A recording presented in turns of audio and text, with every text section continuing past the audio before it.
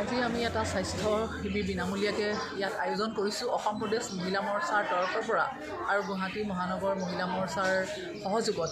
আজি এই ডিমৰীয়াৰ পলংপাৰৰ প্ৰাথমিক বিদ্যালয়ত গোটেই অঞ্চলৰ যিমানখিনি পাৰোঁ সিমানখিনি মানুহক আমি ইয়াতে বিনামূলীয়াকৈ স্বাস্থ্য দিব পৰীক্ষা কৰাই তেওঁলোকৰ যি অসুবিধা আছে শাৰীৰিক কিবা অসুস্থতা আছে সেইখিনি আমি তেওঁলোকক চাবলৈ আমি গুৱাহাটীৰ এপ'ল' হস্পিটেলৰ সহযোগত আমি ডক্টৰ আহিছে আমাৰ লগত নাৰ্ছ ডক্টৰ মেডিচিন এয়া লৈ পেলাই আমি তেওঁলোকক অকণমান সহায় কৰিবলৈ আহিছোঁ। আজি এই মানে বানপানী হৈ যোৱাৰ পিছত যি ইয়াত আনুষংগিক বেমাৰ আজাৰ দেখা দিয়ে সেইখিনি যাতে আমি অকণমান তেওঁলোকক সকাহ দিব পাৰোঁ সেই উদ্দেশ্যৰে আজি আমি এই স্বাস্থ্য শিবিৰটো বিনামূলীয়াকৈ ইয়াত আয়োজন কৰিছোঁ। আপোনালোকৰ ইয়াতে অকলে বিনামূলীয়া শিবিৰ আয়োজন কৰিছে আৰু কোনোবা ঠাইত কৰিছে? সমগ্ৰ অসমতে য'ত য'ত বানপানী হৈছে বা তেনেকুৱা নিচিনা কিছুমান জেগাত আমি প্ৰতিখন জিলাতে আমি ইতিমধ্যে নিৰ্দেশনা দিছোঁ আৰু আমি যাবলৈ নিজেও চেষ্টা কৰিম।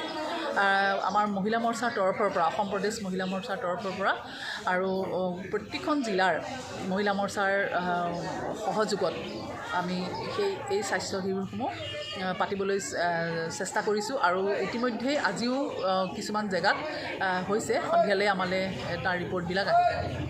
ধুনীয়া সঁহাৰি আচলতে ভাৰতীয় জনতা পাৰ্টীৰ আমাৰ শ্লোগানে আছিলে যে সেৱাই সংগঠন।